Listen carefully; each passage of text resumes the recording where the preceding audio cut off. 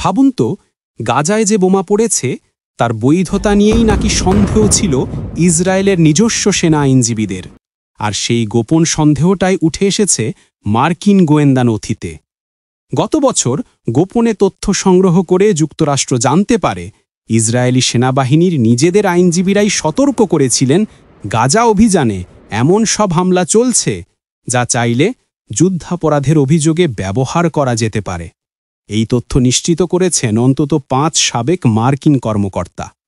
অভিযোগ, মার্কিন অস্ত্র আর মার্কিন গোয়েন্দা সহায়তায় পরিচালিত সেই হামলায় নির্বিচারে বেসামরিক ঘরবাড়ি, আশ্রয়কেন্দ্র আর ত্রাণকর্মীদের ওপর বোমা পড়েছে। ইসরায়েল প্রকাশ্যে বলেছে তাদের টার্গেট শুধু হামাস যোদ্ধা যারা বেসামরিক অবকাঠামোর আড়ালে লুকিয়ে আছে। কিন্তু নথির ভেতরের ছবি নাকি ভিন্ন। সেখানে উঠে এসেছে হামলার বৈধতা নিয়েই সন্ধিয়ান ছিলেন ইসরায়েলের কিছু মার্কিন সামরিক আইনজীবী।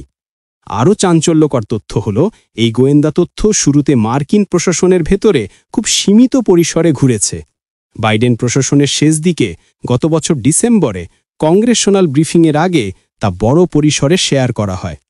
তখনই ওয়াশিংটনে বাড়তে থাকে অস্থিতি। প্রশ্ন ওঠে, গাজায় চলমান সামরিক অভিযান কি আন্তর্জাতিক মানবিক আইন ভঙ্গ করছে?